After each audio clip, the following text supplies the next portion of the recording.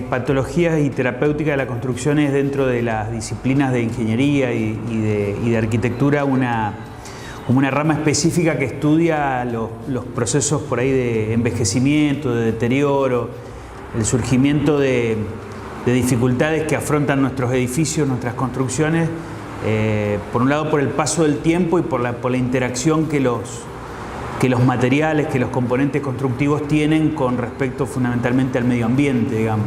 En esa interacción se van desencadenando procesos de deterioro que es necesario prevenir y que bueno, y cuando ya esos procesos están en marcha, digamos, es necesario detener, revertir y devolverle al edificio sus condiciones de habitabilidad que por estos procesos van perdiendo. Por eso por ahí es importante formarse como para conocer las causas, porque muchas veces se interviene en patología sin ir a fondo en el proceso diagnóstico, en conocer realmente las causas. Entonces las acciones de terapéutica, o sea, las acciones de reparación que muchas veces enfrentamos o encaramos, no son las adecuadas para el tipo de proceso. Vos mencionás patologías de origen mecánico, de origen físico, de origen químico, de origen biológico. Entonces, a veces es necesario saber muy bien de qué se trata y además con el agravante que muchas veces no se dan aisladas, digamos. No sé, una patología de origen estructural puede producir una fisura y la fisura puede generar ingreso de humedad y la humedad puede favorecer corrosión en un elemento metálico y agravar el cuadro. O sea, como que rara vez las patologías se dan aisladas, se dan como interactuando entre sí. Y otra de las cuestiones importantes a la hora de detectar humedad o fisuras en las paredes es cuándo encender las señales de alarma, cuándo preocuparse, cuando en una pared de nuestra vivienda aparecen este tipo de señales. A veces las patologías, digamos, comprometen condiciones estéticas, de ciertas condiciones de habitabilidad, como puede ser, no sé, una pintura, un revoque que está deslucido por una mancha de humedad. Ahí la alarma se enciende más por el bienestar de quien habita la vivienda y su necesidad de verla en buenas condiciones, o pequeños desprendimientos de pintura o de revoque. Ahí la luz de alarma se enciende por ese lado.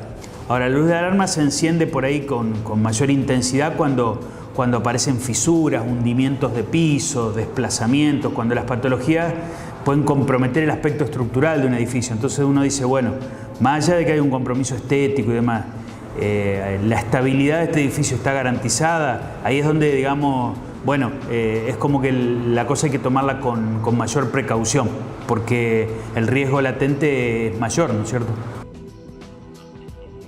Y le preguntamos al arquitecto Manuel Mina si, como todos pensamos por la región en la que vivimos, lo más usual que uno se encuentra cuando habla de este tipo de problemas son las manchas de humedad. Para seguir parafraseando la medicina, es como una endemia, digamos, sí. En realidad tiene que ver también con lo que vos decís de las condiciones geográficas, pero tiene que ver con nuestra manera de construir.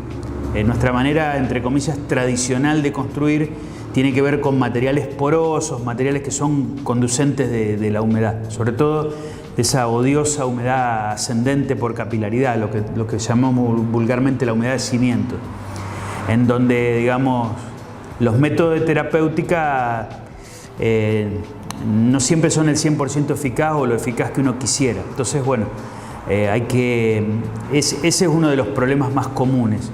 Y también las filtraciones, digamos, por los planos verticales o por las cubiertas de techo. Estamos haciendo la nota en el medio de una racha de lluvias de varios días seguidos y seguramente muchas construcciones exhiben manchas, goteras, filtraciones. Sí, es uno de los rubros más comunes, digamos. Y Susana Facendini es la coordinadora por la UTN Paraná de este posgrado de patologías y terapéuticas de la construcción. Ella nos va a brindar detalles sobre el posgrado, sobre cómo se cursa, quiénes son los interesados, cómo inscribirse y demás cuestiones interesantes que tienen que ver con este curso que se dicta por módulos. Se trata de un posgrado de especialización específicamente en patologías y terapéuticas de la construcción. que está orientado para arquitectos, ingenieros, o sea, todos los que vengan de la rama de la construcción. Lo pueden hacer, se pueden inscribir tanto en la Regional Santa Fe como en la Regional Paraná, porque es un posgrado que se da conjuntamente. La mitad de los módulos se dictan en Paraná y la mitad de los módulos se dictan en Santa Fe, por lo tanto se cursa una vez acá y una vez allá. La modalidad de cursado depende un poco del módulo. Hay veces que son 2 o 3 fines de semana seguidos y a veces fin de semana por medio.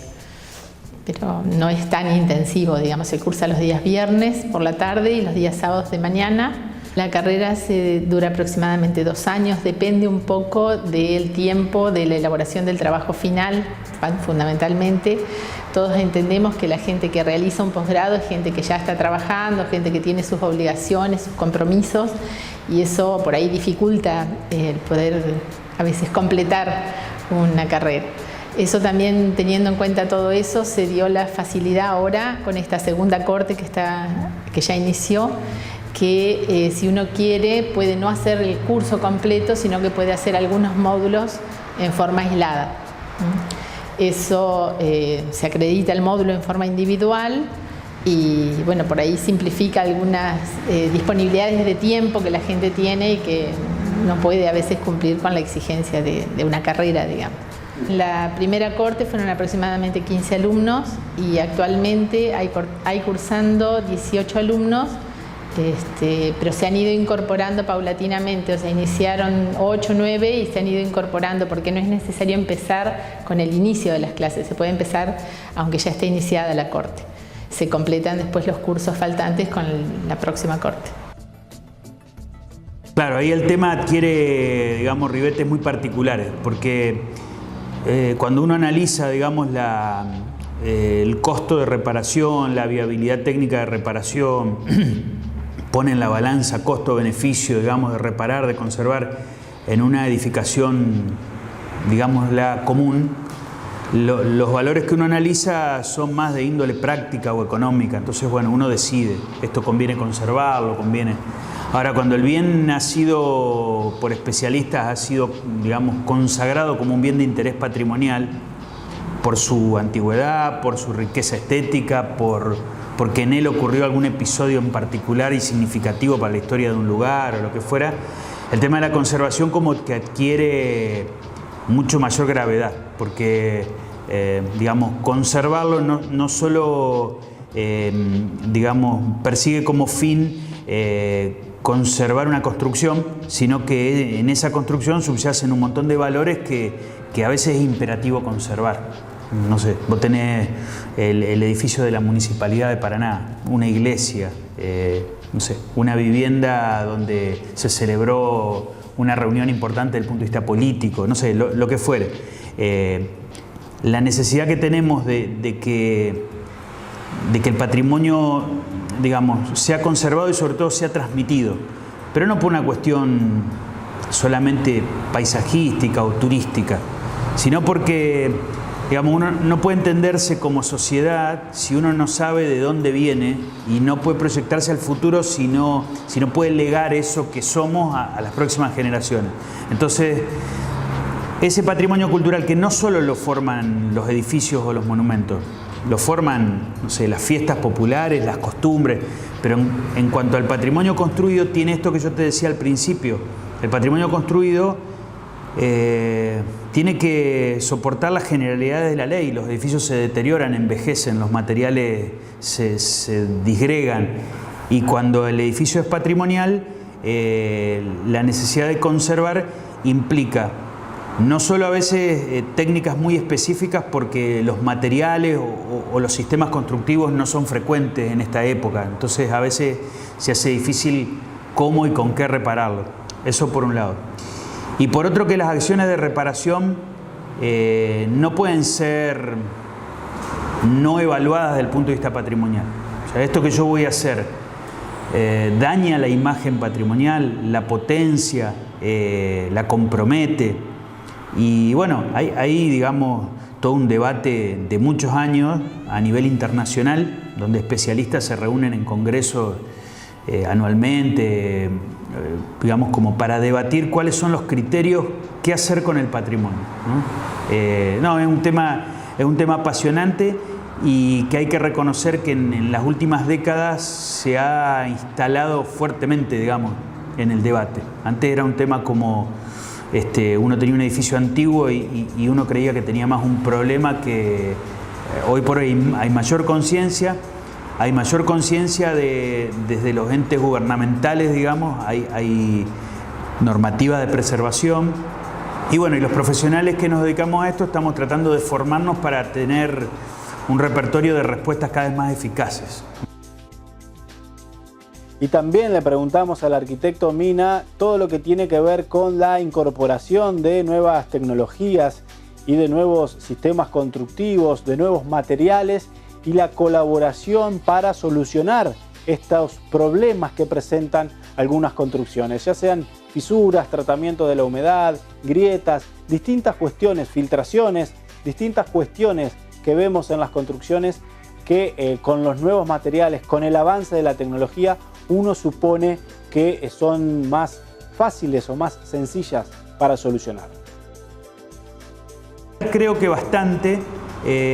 Hay buenas técnicas de diagnóstico, digamos, por ahí asistidas.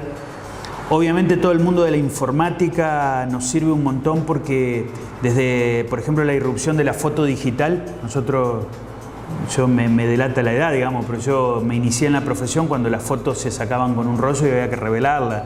Hoy por hoy vos podés disponer fotos digitales en cantidad, digamos, ilimitada.